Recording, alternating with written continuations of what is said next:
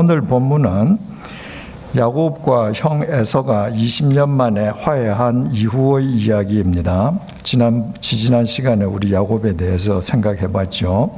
한 절씩 읽고 질문에 답해 보십시다. 1번 12절 같이 한번 다시 읽어 보십시다. 시작. 에서가 이르되 우리가 떠나자 내가 너와 동행하리라. 질문 첫 번째입니다. 야곱이 20년 만에 고향으로 되돌아온다는 소식을 접한 에서가 출동한 이유가 무엇이었습니까? 이유는 하나였습니다. 칼잡이 400명을 동원해서 야곱을 죽이기 위함이었습니다. 당시 사람들은 아버지는 하나님의 대리인이라고 믿었습니다. 그런데 동생 야곱이 하나님의 대리인인 아버지를 속이고 자기가 받아야 될 장자의 축복을 아버지로부터 받았단 말입니다. 도둑질을 한 거예요. 그러니까 내가 장자인데 아버지에게 자기가 장자인 것처럼 속이고 장자의 축복을 받았다는 것은 장자인 자신의 정체성을 짓밟은 거 아닙니까? 전 존재를 짓밟은 거죠. 그 날강도죠. 이거 죽여야죠. 2번 본문에서 내가 너와 동행하리라는 에서의 말은 히브리어 원문을 직역하면 내가 내 앞서 가리라가 됩니다. 지난 시간에 말씀드렸습니다. 개역 성경은 이것을 내가 너의 앞잡이가 되리라고 탁월하게 번역하였다고 했습니다. 내가 너의 앞잡이가 되어줄게. 당시 광야에는 도둑이나 강도떼가 많았습니다. 에서가 야곱을 죽이려고 동원한 400명의 칼잡이들과 함께 이제부터 야곱 일행을 보호해주는 앞잡이가 되겠다는 말이었습니다. 야곱을 죽이려던 칼잡이가 야곱을 보호하는 앞잡이를 자청하는 이 극적인 변화가 어떻게 가능할 수 있었습니까? 그것이 가능할 수 있었던 것은 한 가지 이유 때문이었습니다. 야곱이 하나님께서 다리를 절개하신 자기 모습 그대로 형 에서 앞에 나갔기 때문입니다. 형 에서는 야곱을 죽이러 올 때까지 머릿속에 그리던 동생의 모습이 있었을 것이란 말입니다. 자기에게도 사기를 쳤고 외삼촌 집에서도 사기를 쳐서 불이한 재물을 모아서 거부가 되어서 거들먹거리고 좋은 옷 입고 얼굴에 기름기가 질질 흐르는 모습으로 오리라고 생각했는데 밤새도록 기도해서 초췌한 모습에 옷은 다 구겨져 있고 흙먼지에 거기에 멀쩡하게 두 다리를 걸어서 갔던 동생이 다리를 쩔뚝쩔뚝 절면서 올 때 형제가 다시 회복되면서 극적인 화해가 이루어졌습니다.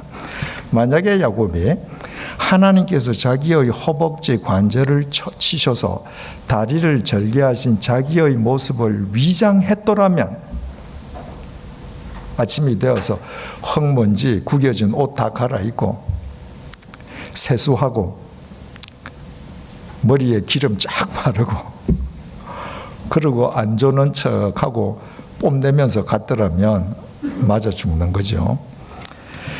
3번 이상과 같은 관점으로 믿음을 정의해 보십시오. 우리가 지난 시간에도 믿음을 여러 표현으로 정의를 해봤습니다. 여러분 믿음을 여러분들이 성경 공부를 하시면서 계속 새롭게 정의하는 것은 굉장히 중요합니다. 믿음이라는 단어 자체는 추상적인 단어입니다. 이 추상적인 단어가 내 개인의 삶 속에서 구체적으로 무엇을 의미하는지 여러분들이 계속해서 그것을 음미하고 정립해보지 않으면 믿음은 항상 교회 안에 국한되는 구름 잡는 이야기가 되는 겁니다. 그래서 이 추상적인 믿음을 여러분들이 성경 공부할 때마다 그래, 믿음은 이렇게 하는 것이야 라고 구체적으로 정의하고 그것을 여러분의 삶으로 실천해 갈 때 여러분이 더 영성 깊은 그리스도인으로 하나님 앞에 서게 되는 겁니다. 이상과 같은 관점으로 믿음을 정의해 보십시오. 믿음은 하나님께서 주신 현재의 모습, 현재의 상황을 위장하지 않는 것이라고 했습니다. 믿음은 위장하지 않는 겁니다.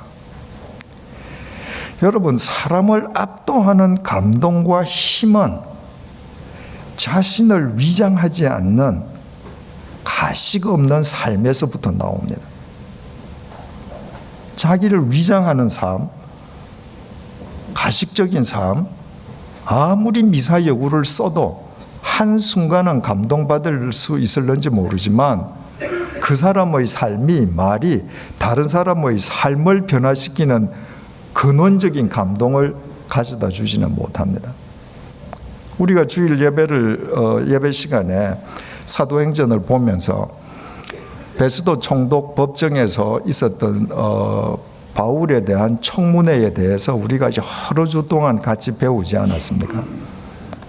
그 청문회에 사도행전 25장 23절 보면 아그리빠와 버니게가 크게 위엄을 갖추고 나타났다 이렇게 되어 있거든요. 그러니까 아그리빠와 버니게는 분봉왕이에요. 분봉왕 부부입니다.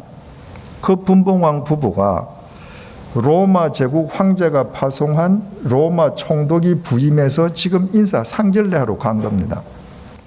그러니까 분봉왕이 로마 제국 총독 앞에서 꿀리지 않기 위해서 자기를 얼마나 거들먹거리면서 갔겠습니까? 왕복 중에서 제일 좋은 왕복, 왕관 중에서 제일 좋은 왕관을 쓰고 크게 거들먹거리면서 가지 않았겠습니까? 그러면 그 아그리빠 왕을 맞는 베스도 총독은 잠옷 입고 만나겠습니까? 그 분봉왕 기를 죽이려면 로마 제국의 총독의 관복을 입고 나타나지 않겠습니까? 그 청문회장에 천부장 5명이 나타났습니다. 1000명을 거느리는 사령관이 로마 제국의 번쩍번쩍 빛나는 군복 입고 나타났습니다. 거기에 그 시의 높은 지체들, 시의회 의원들이 나타났습니다. 시의회 의원들 다 제복 입었습니다. 청문회장에 앉아있는 사람들은 전부 다 화려한 관복과 제복을 입고 자신들을 과시하는 사람들입니다. 그 앞에 바울이 불려나갔습니다. 2년 동안 옥살이 했습니다. 2년 동안 옥살이 하는 동안에 거울 한번 봤겠습니까? 수염 제대로 깎았겠습니까? 옷 제대로 갈아입었겠습니까? 거짓 몰골이죠. 여러분, 만약에 바울이 불려나가면서 거기에 그렇게 위엄을 갖춘 사람들 화려한 왕복, 관복 입고 전부 다 나타나 있어? 잠깐만, 나도 좋은 옷 좀 빌려줘요. 그리고 잠깐만, 나 면도 좀 합시다. 그래서 세수하고 머리에 기름 바르고 나무 옷 빌려서 거기에서 똑같은 말을 했더라면, 주께서 나를 구원해 주셨는데 구원해 주신 목적은 이방인들에게 가서, 바로 지금 앞에 있는 사람들이죠, 너희 같은 사람들에게 가서 어둠에서 빛으로 돌아오고 사탄의 권세에서 하나님에게로 돌아오게 하시기 위함이다. 바울이 위장하고 나갔으면 그 말에 힘이 있겠습니까? 전부 멋진 옷을 입고 앉아있는 직급 높은 사람들인데 거기에 거짓 몰골, 전혀 가식 없는 바울이 초췌한 몰골로 와서 주님께서 나를 구원해 주신 것은 당신 같은 사람들, 어둠에서 빛으로, 이게 무슨 말입니까? 당신들 나보다 훨씬 좋은 옷 입고 있죠. 그런데 당신들 지금 흑암 속에 있는 겁니다. 내가 이렇게 별 볼 일 없죠. 그런데 내가 이 길 가는 것은 나는 빛 속에 있기 때문입니다. 바울이 가식 없이 했기 때문에 그 말이 힘이 있고 능력이 있고 생명이 있어서 하나님의 로고스가 되어서 성경에 하나님의 말씀으로 기록되었습니다. 우리가 그리스도인으로서 살아가는데 우리의 언행이 이 세상에 가장 강력한 힘으로 전달될 수 있을 때는 언제인가? 하나님께서 주신 내 모습 그대로, 위장 없이, 가식 없이, 그때 내가 그리스도의 통로로 나갈 때 로고스가 레마가 되면서 생명이 역사하는 겁니다. 4번, 하나님께서 주신 현재의 모습을 그대로 수용함으로 문제가 해결된 경험담, 반대로 위장하려다가 도리어 낭패를 당한 경험담을 서로 한번 나누어 보십시오. 여러분들 꼭 한번 나누어 보십시오. 우리가 살다 보면 내가 원치 않는 상황을 당합니다. 그런데 그런 상황을 안 당한 척 위장했다가 오히려 더 낭패를 당하는 수가 있거든요. 그런데 내가 원치 않는 상황을 당하였음에도 불구하고 나의 자존심을 다 버리고 주님께서 내게 주신 그 모습 그대로 갔을 때에 오히려 문제가 근원적으로 해결된 경험, 분명히 하나씩 다 갖고 있을 겁니다. 제게도 그런 경험이 있습니다. 여기에서 70년대 말 80년대 초에 사회생활 하신 분들은 다 아시겠습니다만은 79년도부터 80년을 거쳐가는 그 기간은 한국 현대사에서 격변의 시기지 않습니까? 79년 10월 26일 날 정보부장이 대통령을 총으로 살해했습니다. 10월 12일 날 신군부가 쿠데타를 일으켜서 정권을 독점했습니다. 그 다음에 5월 18일 날 광주에서 민주항쟁이 일어났습니다. 불과 반년 만에 나라가 뒤집어지는 격변이 일어난 겁니다. 정치적인 격변은 늘 경제적인 위기로 이어지지 않습니까? 수많은 기업들이 도산했습니다. 당시에 제가 경영하던 회사도 1980년 7월 17일이 되었을 때 부도가 날 수밖에 없게 되었습니다. 받아야 될 돈을 받지 못하니까 다 그때 연쇄 부도가 그렇게 일어난 겁니다. 내가 받을 돈을 받지 못하니까 줄 돈을 못 주는 겁니다. 그러니까 내가 부도 나면 내게서 돈 받아야 될 사람 또 부도 나고 그런 겁니다. 그러니까 1980년 7월 17일 날 그 다음 날 되면 은행으로 되돌아오는 수표를 막을 수 없겠다. 이제 부도가 나면서 수습을 하면서 새롭게 시작해야 되겠다. 그래서 당시에 제가 경영하던 회사에서 재정을 담당하던 분에게 내일 부도가 나는 걸로 하고 전부 다 오후에 채권자들 다 좀 모이게 해다오. 그리고 7월 18일 날 출근을 했습니다. 그날 부도 나는 날인 거죠. 은행 시간, 마감 시간 오후 5시면 부도 나게 돼 있는 겁니다. 제가 출근을 하니까 그 재정 담당하는 부장이 저한테 이런 두툼한 봉투를 하나 줬습니다. 거기 보니까 10만 원권 수표하고 만 원짜리하고 돈이 들어있는 거예요. 이건 뭐냐? 그랬더니 지금 현재 회사에 있는 모든 돈을 10만 원 수표하고 현금으로 바꾼 거라는 겁니다. 320만 원이라 그랬습니다. 80년도 320만 원이면 지금 몇 천만 원은 되겠죠. 이거 왜 놔주냐? 그랬더니 도피하려면 돈이 필요할 것 같아서. 그러니까 부도가 나면 그때는 다 도피하는 게 일단 상책으로 돼 있을 때거든요. 그래서 제가 나의 고백이라는 책에 상세하게 썼습니다만은 제가 그 봉투를 받고 이렇게 생각해줘서 참 고맙다. 근데 내 김 부장한테 한 가지 묻겠는데 내가 이거 들고 도망가면 김 부장 이 회사 책임질 수 있냐? 못 집니다.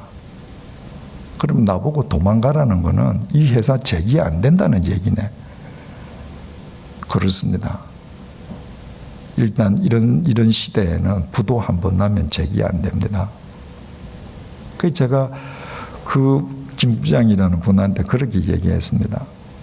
내가 이 돈을 들고 도망가면 사기꾼 되지 않습니까? 내 나이 31살입니다. 나는 지금 실패한 사업가가 이제 사기꾼 아닙니다. 내가 오늘 5시에 부도가 나서 실패를 해도 내가 채권자들 한 분 한 분 만나서 이거 다시 수습하면 나는 재기하는 사업가가 될 수 있습니다. 나는 그 길 택할게요. 이거 도로 캐비넷 안에 넣어두고 우리가 갚아야 될 채권자들 중에서 소액 채권자들 먼저 빚 갚는 데 쓰십시오. 그리고 제가 경영하던 회사에 차가 여러 대가 있었는데 제가 타던 차는 벤츠입니다. 그 벤츠는 1,500의 직업훈련원이 있었는데 그 당시에만 해도 직업훈련원에서 그 가난한 훈련원생들이 실제 자동차를 뜯어보고 멀리 분해해보고 해야지 기술이 느는데 실험해볼 수 있는 자동차가 없었습니다. 그래서 이 벤츠 연구해보라고 기증하고 회사에 있는 차 중에서 제일 작은 포니를 탔습니다. 왜? 나는 부도 난 사람이니까.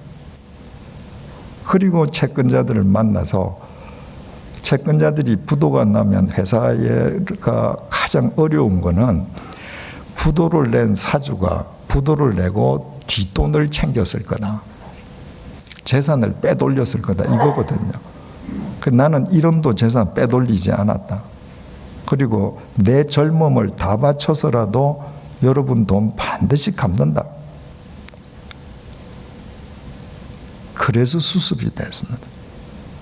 제가 만약에 그때 320만 원 돈 들고 벤츠 타고 도망가서 부도 났는데 부도 안 난 척 기름 바르고 그렇게 살았으면 저는 지금쯤 아마 경제사법 몇 범 돼 있을 겁니다. 여러분들도 한번 이런 이야기들을 서로 나누어 보시면 서로들 도움이 되리라고 생각합니다. 두 번째로 13절에서 17절 한번 같이 읽어보십시다. 야곱이 그에게 이르되 내 주도 아시거니와 자식들은 연약하고 내게 있는 양떼와 소가 새끼를 데리고 있은즉 하루만 지나치게 몰면 모든 떼가 죽으리니 청하건대 내 주는 종보다 앞서 가소서. 나는 앞에 가는 가축과 자식들의 걸음대로 천천히 인도하여 세일로 가서 내 주께 나아가리다. 에서가 이르되 내가 내 종 몇 사람을 네게 머물게 하리라. 야곱이 이르되 어찌하여 그리하리이까. 나로 내 주께 은혜를 얻게 하소서 하매 이날에 에서는 세일로 돌아가고 야곱은 숫곳에 이르러 자기를 위하여 집을 짓고 그의 가축을 위하여 우릿간을 지었으므로 그 땅 이름을 숫곳이라 부르더라. 자, 1번 질문입니다. 앞잡이가 되어주겠다는 제안을 거절한 야곱이 수하 사람 몇 명이라도 붙여주겠다는 형 에서의 제안마저 거절한 이유가 무엇이겠습니까? 여러분, 칼잡이 400명을 형이 너희들 앞잡이 되어줄게. 그러면 그 얼마나 폼납니까? 그 호의를 받으면서 가면. 근데 야곱이 한사코 사양을 했습니다. 그랬더니 형이 그러면 만일의 사태를 위해서 이 중에 몇 명이라도 너희들에게 붙여줄게 그랬는데 그것마저 사양을 했거든요. 왜 야곱이 형의 호의를 사양했는가? 여러 가지 이유가 있을 수 있습니다. 형이 같이 가자, 앞잡이가 되어주자 할 때 이 본문에서 야곱이 말한 대로 먼 길을 연약한 처첩 자식들과 함께 왔기 때문에 정말 지칠 대로 지쳐서 좀 쉬어야 될 필요가 있었기 때문일 수 있습니다. 또 부녀자와 가축을 거느린 야곱 일행이 에서 400명은 칼잡이들 아닙니까? 그 칼잡이 집단과 행군 속도를 맞출 수 없는 것이죠. 그래서 사양했을 수도 있습니다. 그리고 형이 그러면 내 몇 명이라도 너 곁에 붙여줄게 한 거 그것마저 사양한 것은 이 야곱이 혹시라도 형 에서가 변심할까. 그래서 그 몇 사람을 정탐꾼으로 남겨뒀다가 기회를 엿보아서 자기를 해코지하지 않을까. 그렇게 생각하는 주경학자들도 있고 여러 가지 이유가 있을 수 있습니다.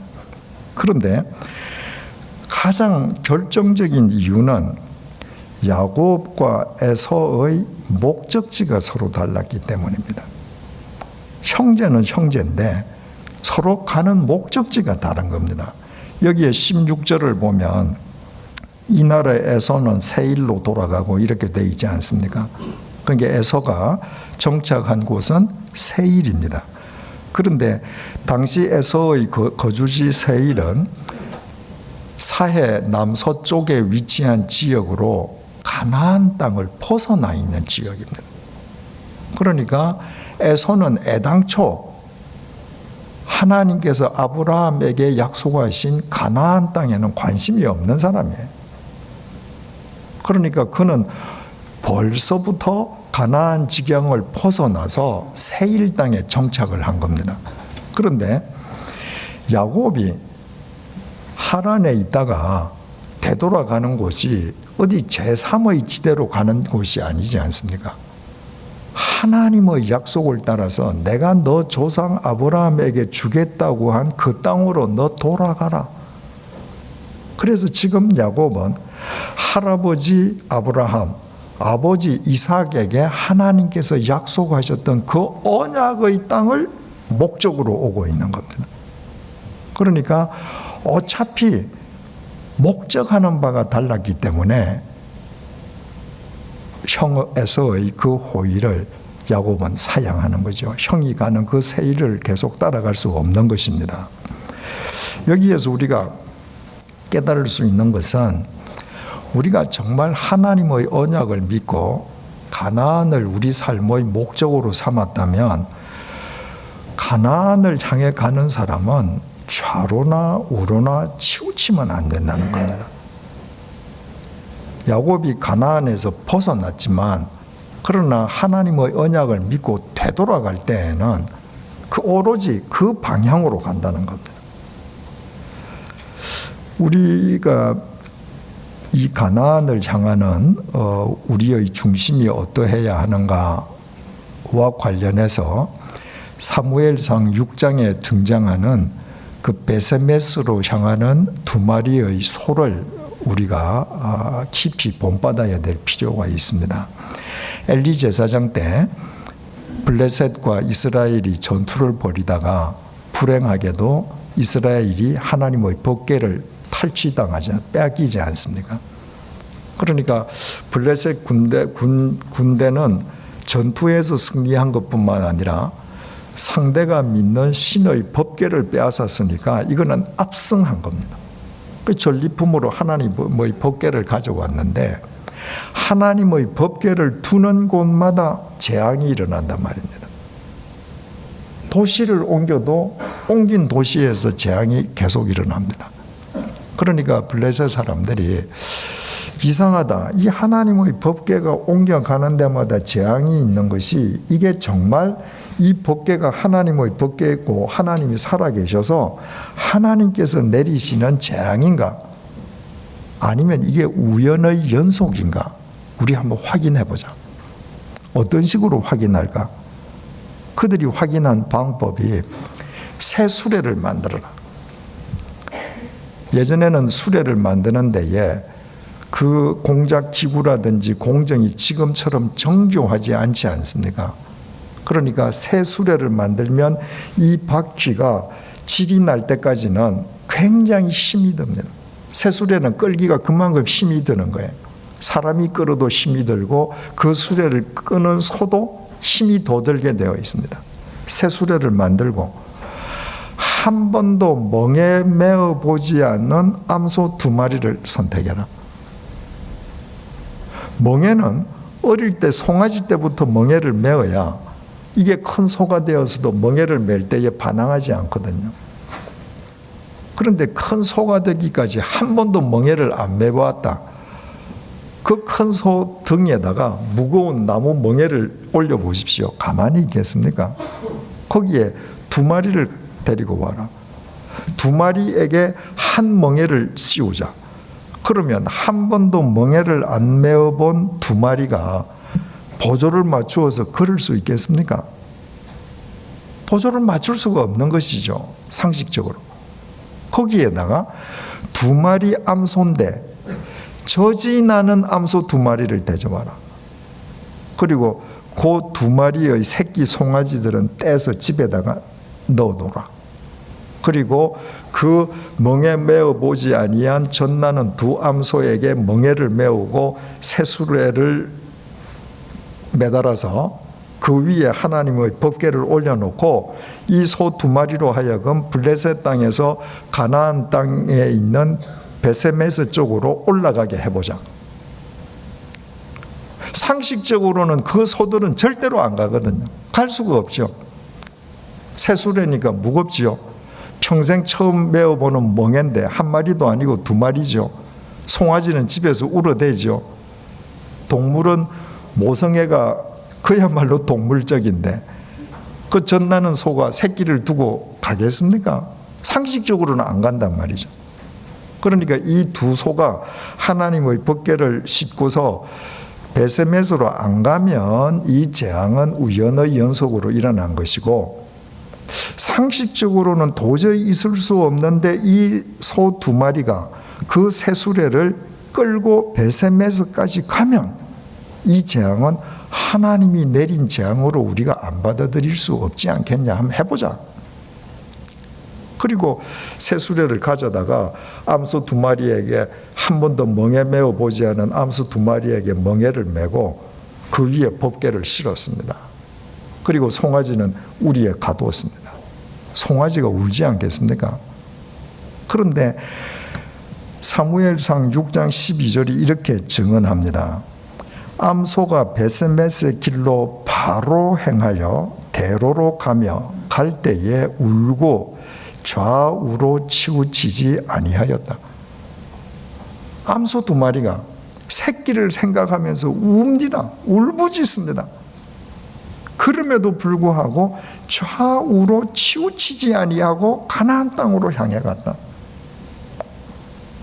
가나안 땅으로 향하는 사람이 어떤 중심이어야 하는지 이 소 두 마리가 보여준 것입니다.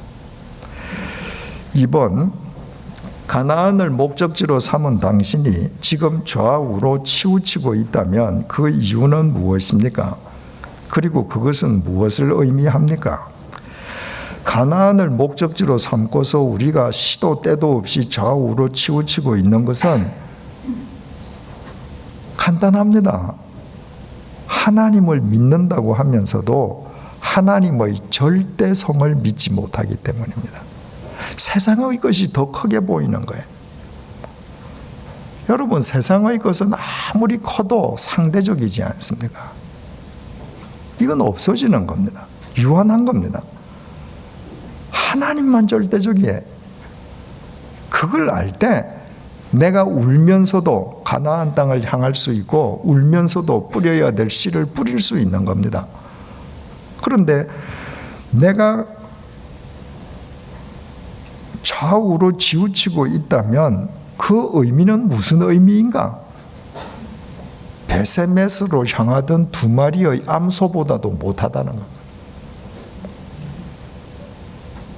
새신자반을 배우면서도 사람들이 과연 짐승보다 나은가 말씀드리지 않았습니까? 우리가 욕을 할 때 아우 저 인간 같잖아 그래요. 인간 같지 않다고. 더 못한 욕은 저거 짐승 같아 이러는데 짐승이 들으면 기분 나빠할 것 같아. 짐승의 세계는 간간이 없습니다. 짐승은 먹고 사는 것, 자기가 지금 먹는 것 이외에 수십만 년을 먹어도 다 먹지 못할 것을 재어놓지 않습니다. 개미 같은 곤충만 재어놓고 먹죠. 짐승은 그렇게 하지 않습니다. 짐승은 다 자기들의 룰을 지킵니다. 인간은 인간의 룰을 지키지 않습니다. 그러니까 우리가 정말 하나님의 절대성을 믿지 않으면 하나님 앞에서 우리는 짐승보다도 못한 존재일 수 있다. 18절 같이 읽어보십시다. 시작. 야곱이 밧단 아람에서부터 평안히 가나안 땅 세겜 성읍에 이르러 그 성읍 앞에 장막을 치고 밧단 아람의 공표를 쳐보십시다. 밧단 아람은 야곱이 20년 동안 살던 외가가 있는 하란입니다. 그 다음에 가나안 땅 세겜, 가나안 땅에 공표를 하십시다. 지금 야곱이 바단 아람 하란에서부터 가나안 땅으로 이제 온 겁니다.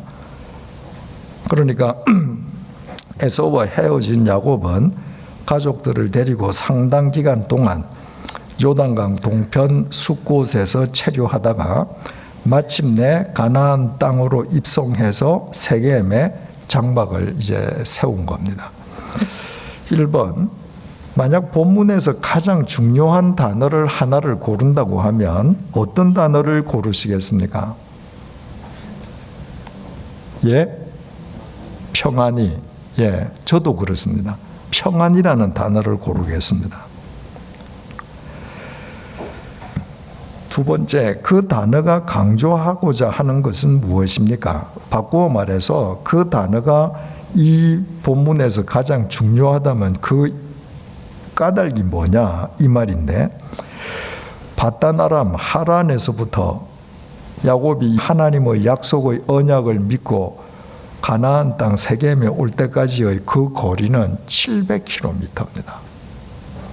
그러니까 서울 부산보다 훨씬 더 멀지 않습니까? 그 도둑대 많고 뭐 여러 가지 위험 요소가 많은 그 광야 700km를 하나님의 은혜로 평안히 이룰 수 있었다는 거, 이거 지금 강조하는 거거든요. 편안은 사람이 주지 않습니까? 편안함은. 그런데 평안은 사람이 못 주거든요. 평안은 하나님이 주셔야 되거든요. 여러분, 예전에 비해서 자동차가 얼마나 편해졌습니까? 예전에는 자동차 창문 다 손으로 돌려서 열지 않습니까? 지금은 참 국산 자동차 잘 만들지만 처음 국산차 만들어져 나왔을 때 한 1년만 이거 창문 돌리면 그 다음에 이거 안 되잖아요. 얼마나 힘들어야 됩니까? 근데 지금 누르면 창문 열리죠. 누르면 의자 앞으로 갔다 뒤로 갔다 하지요. 등 눕지요. 뭐 누르면 의자 따뜻해지죠. 얼마나 편안해졌습니까? 근데 그 자동차 타고 평안합니까? 아닙니다. 앞으로도 자동차 메이커라든지 무슨 이런 산업체들은 끊임없이 우리를 편안하게 해줄 겁니다. 그러나 그것이 평안을 보장해 주지 않습니다. 평안은 하나님이 주셔야 돼요. 하나님이 평안을 주시면 죽음의 절망 속에서도 우리는 샬롬을 누리는 겁니다. 3번, 가나안 귀로의 야곱에게 하나님께서 베풀어 주셨던 은혜를 한번 나열을 해보십시다. 자, 31장 3절 한번 읽어보실까요? 시작.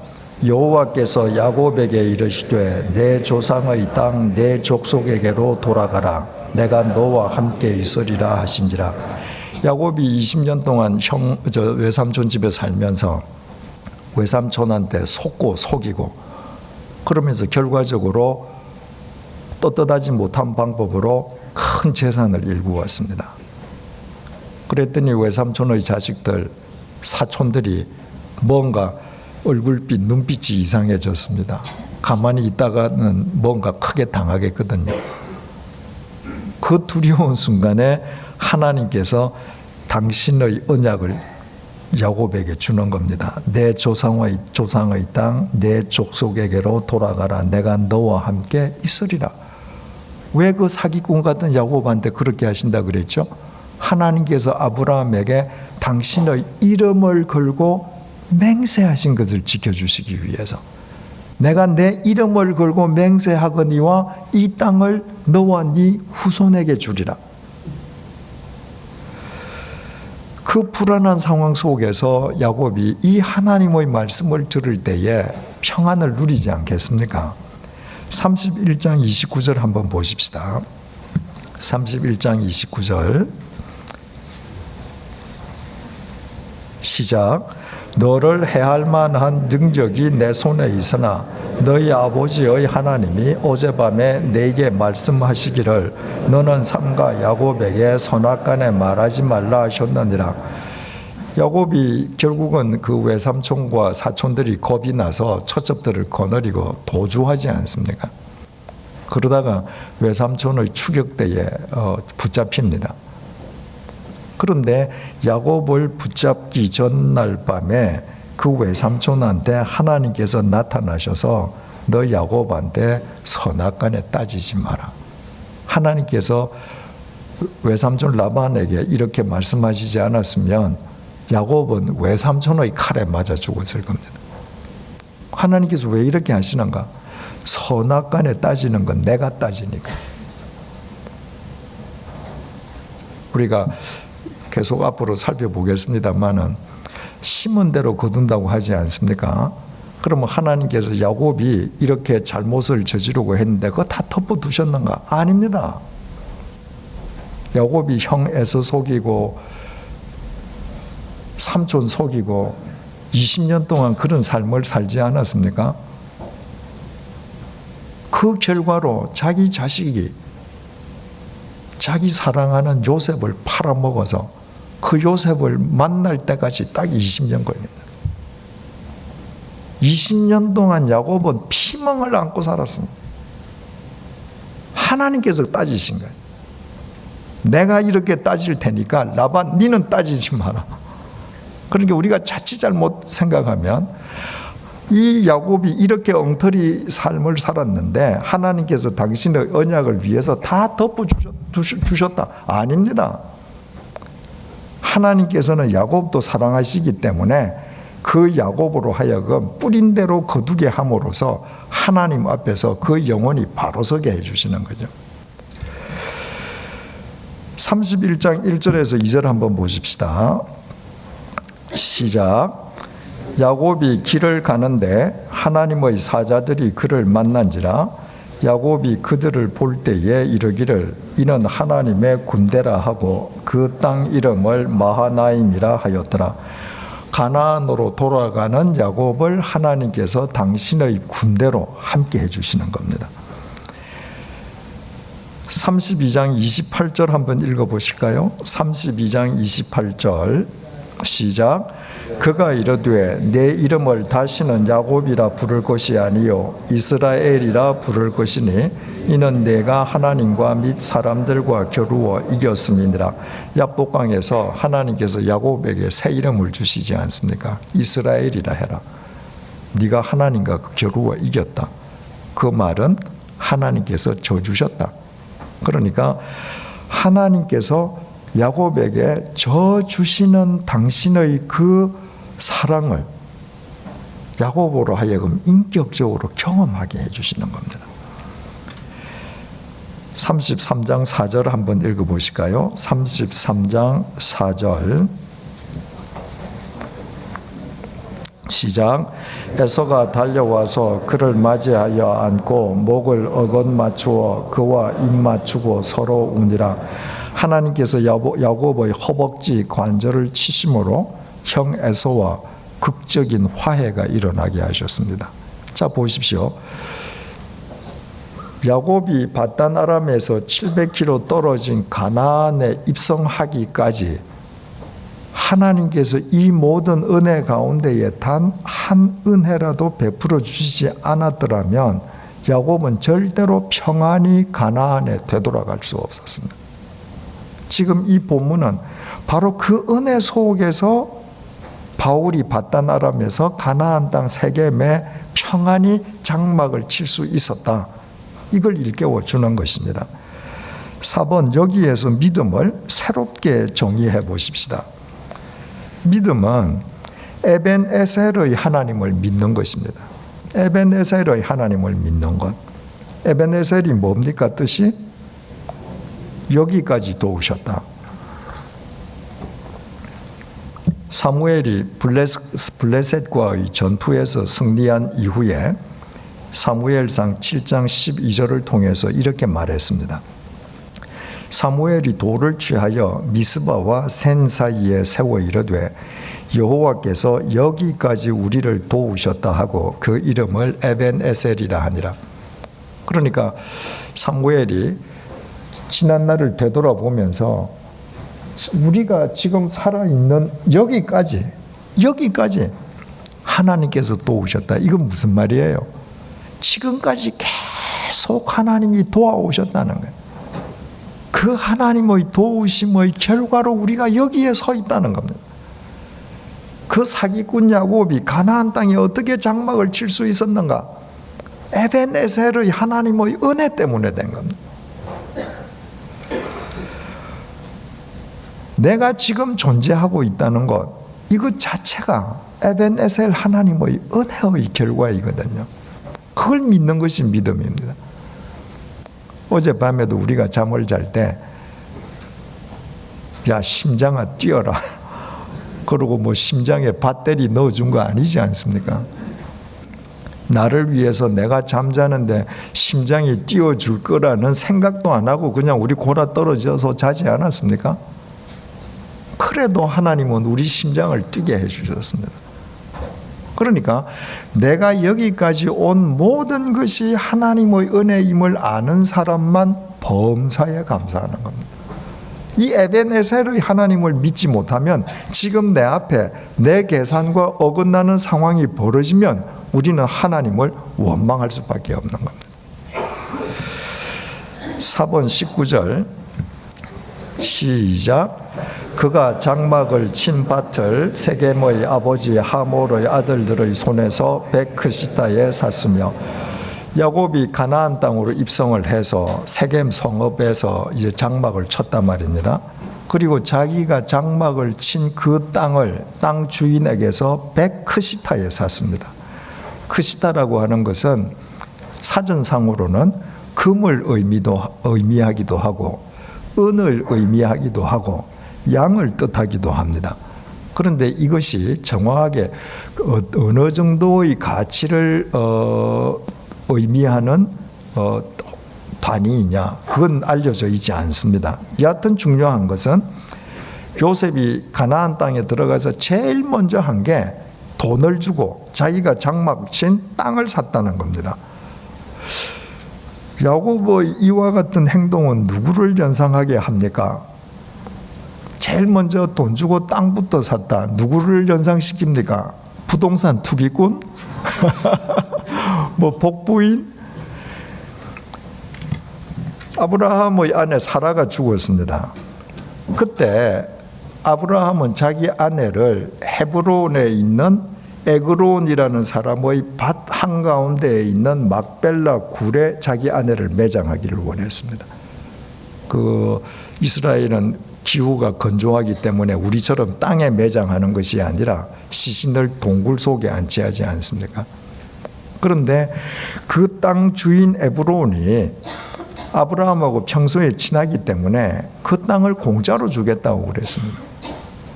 그런데도 아브라함이 굳이 그 사람들을 설득시켜서 은 400세겔을 주고 땅을 삽니다. 당시에 한 세겔은 은 약 11.5g, 그러니까 은 400세겔이면 4,600g을 의미합니다. 창세기 23장 14절에서 20절이 이 상황을 잘 전해주고 있는데요. 거기에 보면 17절이 이렇게 정언을 해요.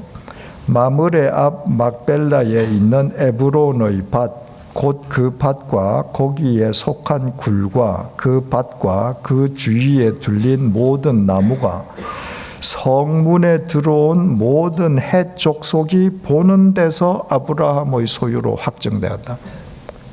아브라함이 에브론에게 아무도 안 보는 데서 돈 주고 땅을 산 게 아니라 성문에서 했습니다. 당시에 성문이라고 하는 것은 성문에서 재판이 열리거든요. 사람이 많이 있는 데서 재판이 열립니다. 그러니까 성문에서 매매가 이루어졌다. 이거는 법적으로 구속력이 있는 겁니다. 사람들이 다 보는 데서 에브론에게 돈을 주고, 자, 이건 내 땅이야. 그랬더니 그 헷 족속이 보는 데서 에브론이 그래, 이거는 아브라함 땅이 맞아 하고 아브라함의 소유로 확정되었습니다. 왜 아브라함은 공짜로 주겠다는 땅을 굳이 돈을 주고 매입을 하는가? 아브라함은 하나님께서 이 가나안 땅을 너와 네 후손에게 준다는 걸 믿었습니다.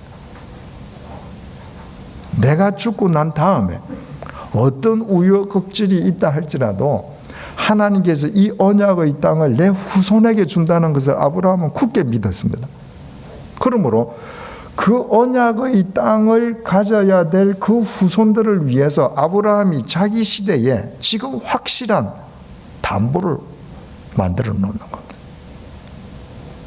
그래서 창세기 49장 29절 31절을 보면요, 야곱은 이 이후에 이제 아들 요셉이 이집트의 국무총리가 되어서 이집트로 이주하지 않습니까? 그 이집트에서 야곱이 죽을 때에 유언을 이렇게 남깁니다.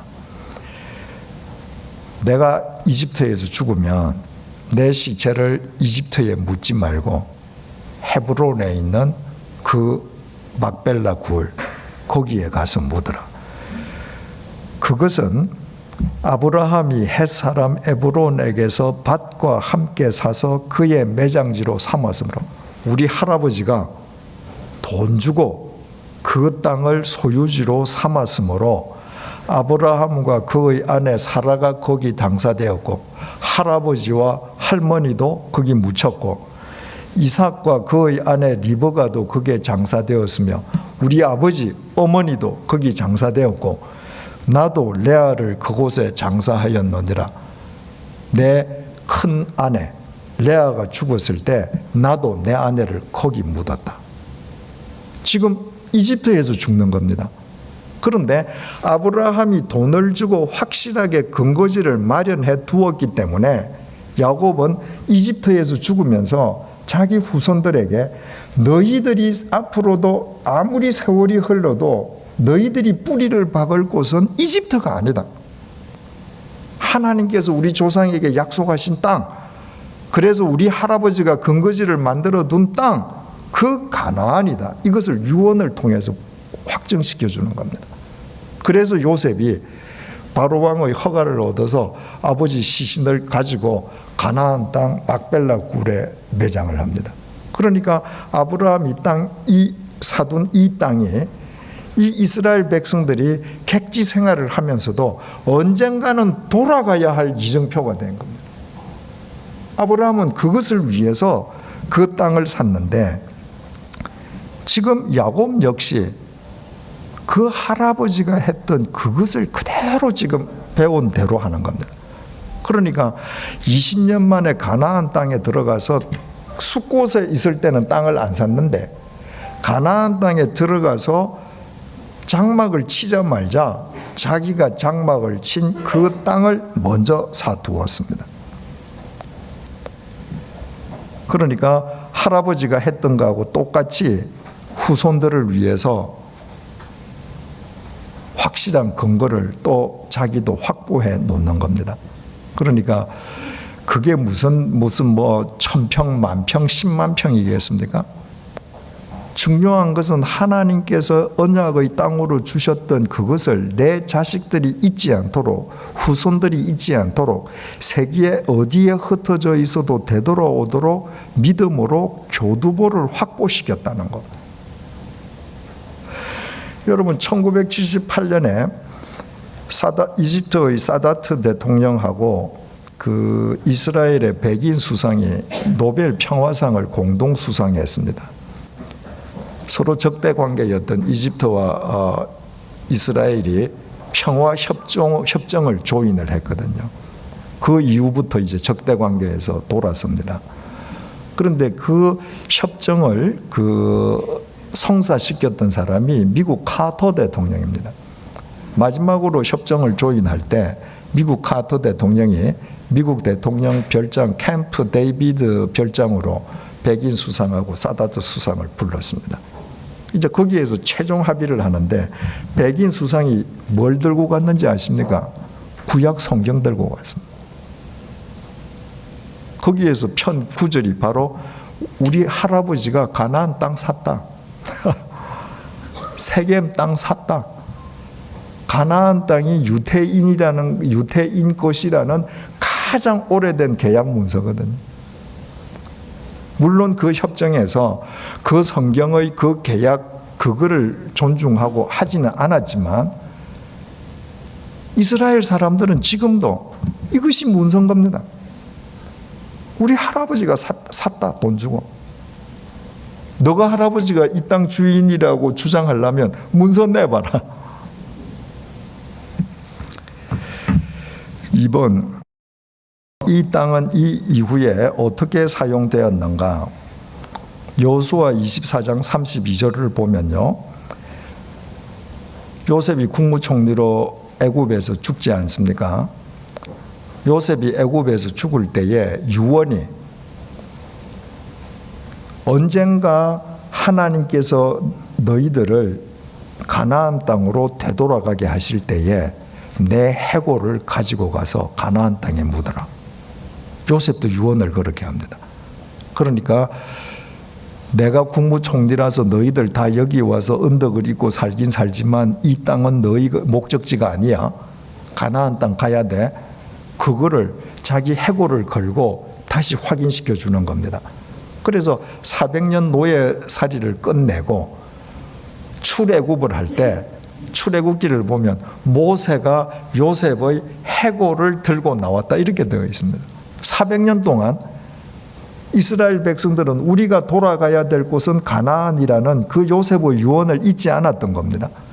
그래서 가나안 땅 40년 동안 광야 생활을 끝내고 가나안 땅으로 들어갔을 때에 요셉의 그 해골을 어디에 묻었는가? 요셉의 아버지 야곱이 샀던 세겜 땅에 묻었습니다. 그리고 이스라엘 백성들이 가나안 땅을 분배할 때 바로 그 세겜 땅은 요셉의 후손 므낫세 지파의 소유가 되었습니다. 3번, 여기에서는 믿음을 또 어떻게 정의하시겠습니까?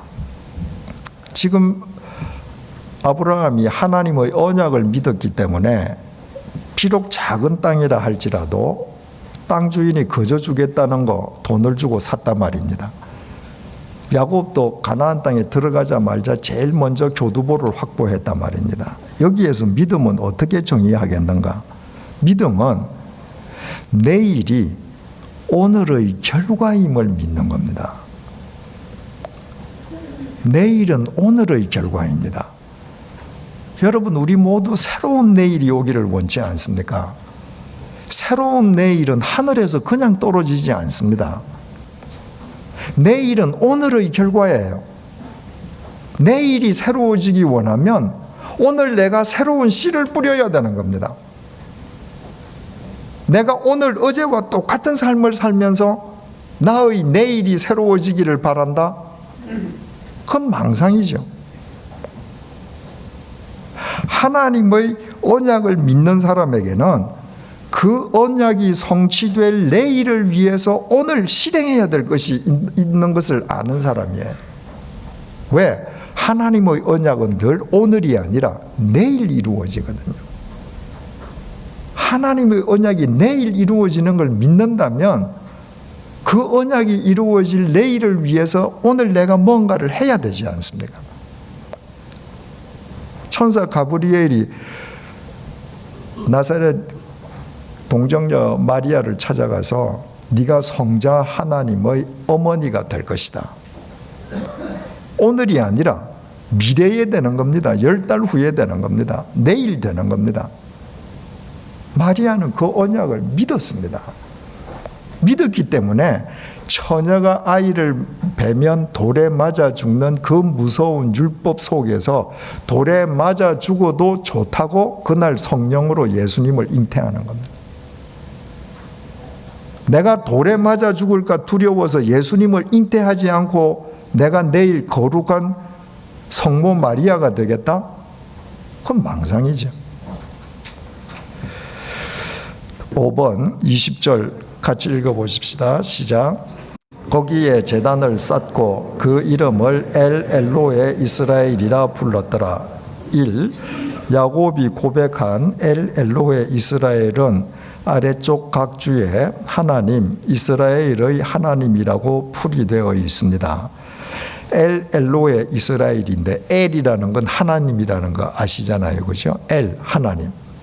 그 다음에 엘로헤라고 하는 것은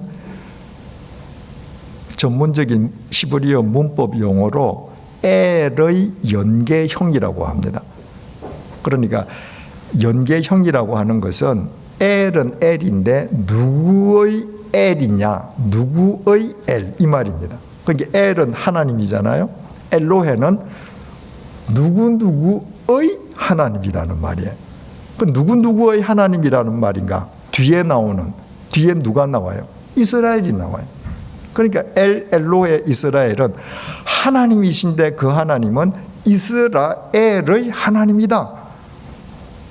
그러니까 야곱이 가나안 땅으로 입성해서 땅을 사고 제단을 쌓고 제일 먼저 하나님께 제사를 드린 다음에 예배를 드린 다음에 자기가 예배드린 그 제단의 이름을 엘로헤 이스라엘이라고 고백을 했습니다. 야곱의 신앙 고백인 것이죠.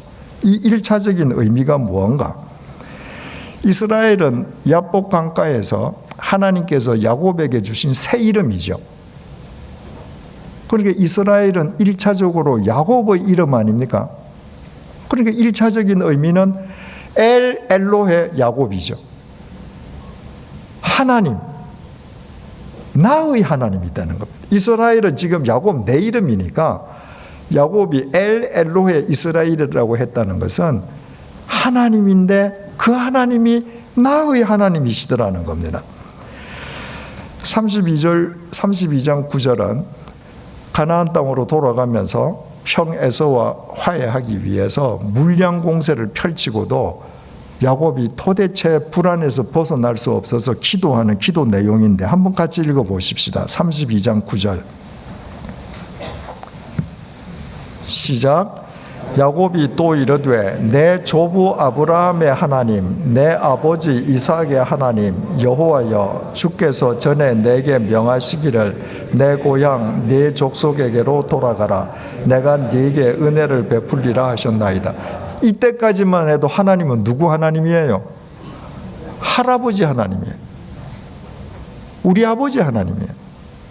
그러니까 가나안에 돌아가는 순간 최마지막 순간까지도 야곱에게 있어서 하나님은 내 하나님이 아닙니다. 그러나 그 야복나루를 지나고 형하고 화해를 하고 그 과정을 거치면서 비로소 야곱이 하나님, 나의 하나님이라고 고백하게 된 겁니다. 믿음은 하나님을 나의 하나님이라고 고백하는 데서부터 시작된다고 그랬습니다. 하나님은 하나님인데 내 아내의 하나님이야. 우리 어머니 하나님이야. 그럼 아직까지도 믿음이 시작되는 건 아닌 것이죠. 2번 엘로헤 이스라엘의 2차적인 의미를 생각해 보십시오. 자, 이스라엘은 1차적으로 야곱의 이름인데 2차적으로는 이 이스라엘이 누구의 이름이 됩니까? 유대 민족의 이름이 됩니다. 유대 나라의 이름입니다. 지금도 유대 나라는 이스라엘입니다. 그뿐인가요? 하나님을 믿는 전 세계 그리스도인의 이름이에요. 우리도 이스라엘이에요. 그러니까 2차적인 의미는 엘로헤 이스라엘은 하나님, 우리의 하나님인 거예요. 1차적으로는 야곱의 고백으로 볼 때 하나님은 나의 하나님인데 이 이스라엘이 민족이 되고 나라가 되고 전 세계 그리스도인으로 확장될 때 하나님은 하나님, 우리의 하나님이 되는 겁니다. 나의 하나님이 우리의 하나님으로 확장되어야 한다. X의 윗부분만 있는 것이 아니라 아랫부분까지 있을 때에만 우리의 신앙은 정상적으로 성숙될 수 있다고 그랬습니다. 세 번째로 엘로헤 이스라엘의 3차적인 의미를 설명해 보십시오.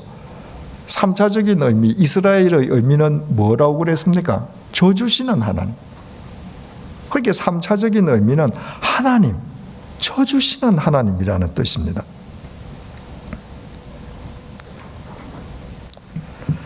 결론을 맺으십시다. 1번, 하나님께서 엘 엘로헤 이스라엘이심을 야곱이 언제 실제로 확인했습니까? 하나님께서 야복나루에서 너 이스라엘이라 해라 져주시는 하나님을 일깨워 주실 때 그때는 야곱이 말로만 들은 거죠. 하나님이 그런 분이신가? 그런데 세겜 땅에 가나안 땅에 들어가서 제단을 쌓고 엘 엘로에 이스라엘이라고 고백하게 된 그 고백과 야복나루 사이에 뭐가 있습니까? 하나님께서 자기의 다리를 치셨을 때 위장하지 않고 나아감으로 자기를 죽이려던 형 에서와 극적으로 화해되는 것을 체험하고 나니까 하나님은 내 하나님이에요. 하나님은 이스라엘 하나님이에요. 하나님은 나 같은 사람한테 져주시는 하나님이에요. 져주시는 하나님이 뭐겠습니까? 나의 모든 허물에도 불구하고 내 기도에 응답해 주시는 하나님이시지 않습니까? 야곱이 32장 11절에서 기도할 때 내가 주께 간구하오니 내 형의 손에서 에서의 손에서 나를 건져내시옵소서. 내가 그를 두려워하면 그가 와서 나와 내 처자들을 칠까 겁이 나기 때문이니이다. 야곱은 형이 죽이려 하는 것에 대한 불안에서 벗어나지 못해서 살려달라는 것, 이게 기도의 핵심이었거든요. 근데 그 하나님께서 자기에게 응답해 주셨다, 살려주셨다. 그것은 치신 모습 그대로 나아감으로써 확인할 수 있었던 것입니다. 2번, 오늘 배운 것을 지난주일 설교의 관점으로 한번 설명을 해보십시오. 알렉산드리아 배를 탄 사람들은 자기네들의 돈을 지키기 위해서, 화물, 재산을 지키기 위해서 지중해가 이미 거칠어지기 시작했음에도 불구하고 베닉스 항해를 강행했습니다. 그러다가 유라굴로 광풍을 만나서 그들이 그렇게 지키려고 했던 자기네들 재산 바다에 다 버리지 않았습니까? 바다 기구 다 버리지 않았습니까? 그러고도 여러 날 해도 별도 보이지 않는 날이 계속됐고 아무것도 먹지 못해서 여망마저, 구원의 여망마저 없어졌더라. 무슨 말입니까? 자기의 재산을 믿던 그들이 죽은 겁니다. 내 재산을 믿고 이거 지키려고 하다가 유라굴로 광풍을 만났는데 이거 다 버렸는데도 살 소망이 없어졌다. 내 재산을 믿던 그들이 죽은 겁니다. 그 순간에 바울이 그들 가운데 일어났습니다. 그들이 내 돈으로도 결정적인 순간에 나를 살릴 수 없구나. 돈으로 나를 살릴 수 있다는 그들이 죽었을 때 바울을 통해서 하나님께서 그들을 절망의 한가운데서 일으켜 세워주셨다. 이게 지난주일 설교 핵심 아닙니까? 그 관점으로 보면 그대로 대입할 수 있습니다. 야곱은 처음에 자기 재산으로 형과 화해하려고 하지 않았습니까? 재산을 신봉하던 야곱이 죽었습니다. 재산을 신봉하던 야곱이 다리를 저는 모습으로 형 앞으로 나아갔다는 것은 더 이상 재산을 의지하지 않겠다는 것이거든요. 그때 엘 엘로의 이스라엘 하나님께서 그를 새롭게 세워주신 것입니다. 절망의 한가운데에서 새롭게 세워주신 것입니다. 3번, 엘 엘로의 이스라엘은 우리를 위해 어느 정도까지 져주시는 하나님이십니까? 엘 엘로의 이스라엘이라는 이 뜻이 하나님, 져주시는 하나님이시라는 뜻이라고 했는데 어느 정도까지 져주시는가? 우리를 구원하시기 위해서 당신의 독생자를 십자가의 제물로 삼으시기까지 져주시는 하나님이십니다. 하나님의 위대하심은 인간을 통치하시는 데 있지 않고 인간의 모든 허물에도 불구하고 져주시는 데 있습니다. 만약 하나님께서 인간을 통치하시는 것 자체를 목적으로 삼으신다면 죄의 싹은 사망이기 때문에 모든 인간은 다 죽어야 됩니다. 그런데 그 죽어야 되는 죄인들을 위해서 당신의 독생자를 제물로 삼아주셨다는 것은 그 허물 많은 인간을 위해서 져주시기 위함인 것이죠. 4번, 당신의 언어로 믿음을 마지막으로 한 번 더 정의해 보십시오. 여러분들의 언어로 각자들 한번 정의해 보십시오.